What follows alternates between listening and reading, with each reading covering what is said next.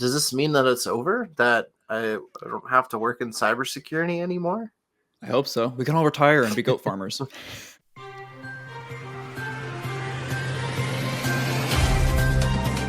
This episode is made possible by OIT VoIP. Find your best-in-class revenue generation for MSPs all over the world. Learn more via the link in the show notes. Good morning and welcome to the October 22nd episode of MSP Dispatch, your source for news, community events, and commentary on the MSP channel. I'm Josh Hohbein, joined by my co-host, his first time on this channel here, Brandon Martinez. How are you, Brandon? You want to tell us a little bit about yourself? I'm doing good. Thanks for having me. Yeah, my name is Brandon. You may have seen me around the MSP conference circuit, but I am the founding partner at Zentop Consulting. We focus a lot on helping MSPs automate their stacks and reach new levels of efficiency from that. And I love talking about it. So happy to be on the show. Awesome. So we do have some community feedback to go over. So from the October 17th episode, Stephanie Knowles, who says ChatGPT does it all. Not wrong. And then we have version 1234 saying 3D printer go brr. So thanks for the comments, guys. And as always, please leave them below. But let's see what we have today for you to comment on.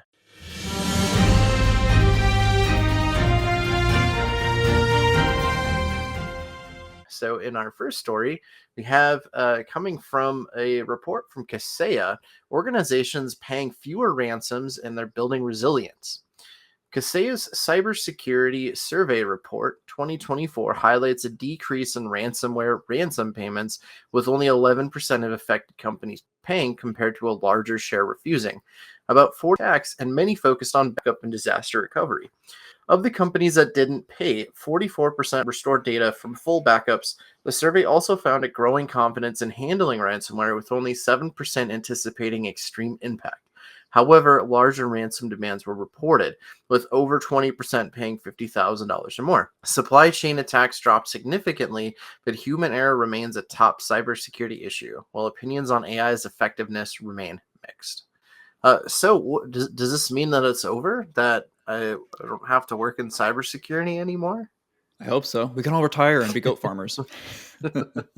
Say it's interesting to see that the ransom payments are dropping. I know there's kind of been a settling in of almost a playbook for these with cyber insurance. Cyber insurance is, from what I've seen, main goal is to negotiate and just get it over with, to the point where threat actors actually have direct contacts that they know personally at these cyber insurance companies, because they know that, okay, I've talked to this specific negotiator before and they specifically pay out.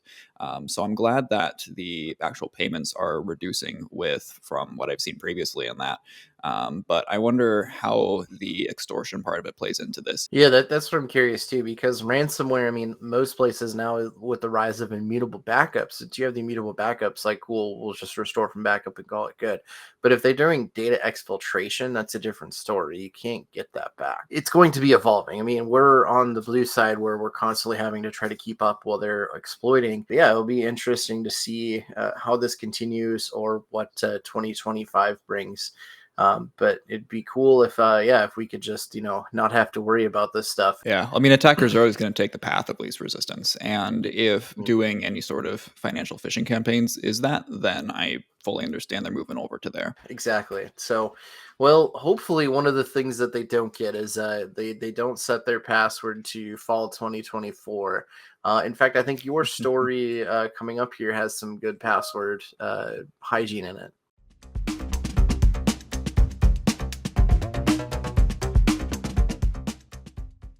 Apple's strong passwords aren't entirely random, but they are pretty cleverly designed. Apple's strong passwords are designed to be both secure and easier to use. Rather than purely random combinations, these passwords follow a structure of using 2-syllable words with a consonant-vowel-consonant pattern.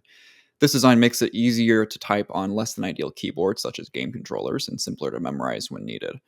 Apple's password format includes 20 characters, mostly lowercase letters, a mix of uppercase, digits, and 2 hyphens.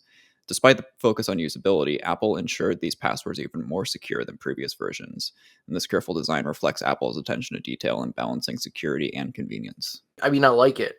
We continue to see from NIST the standards have changed to where, hey, change your password every 90 days is no longer the most secure, because that would lead to people using easy passwords or easy to remember. Then they would just change it from spring 2024 to winter 2024, or Hmm. this is my password one, this is my password two, etc. When I'm doing these cybersecurity basic webinars for our clients, it's one of the things they go at. You show the brute force password cracking tool, and obviously you want a longer password, but if you're making it super long and super complex, well, how are you supposed to remember it? I mean, the right answer is use a password manager, but the second best answer is to do what Apple is doing.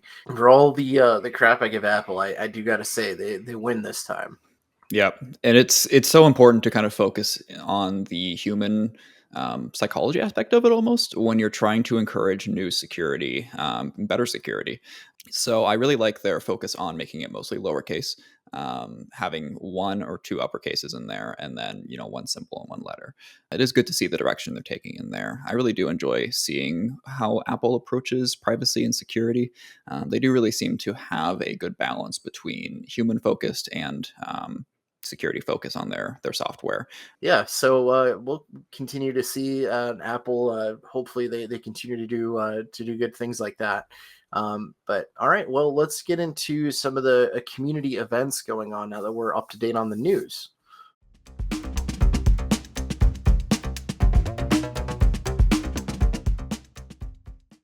All right, so going on right now until October 21st, we have an in-person event in Nashville, Tennessee, which is UGM 2024. Also coming up on October 24th to 25th, we have another in-person event in Franklin, Tennessee, which is Producers Club.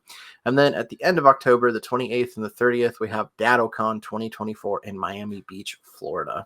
All right, if you want to check out more news, or if you would like to submit your own stories for us to read, please click the Discord below. I always never know where my hands are. And come join us in there. I know Brandon is in there as well, so come hang out with us. All right, we will see you guys next time. Thank you. If you found this episode eye-opening, catch more MSP Dispatch at 10 a.m. throughout the week. Share your thoughts below, and don't forget to like and subscribe.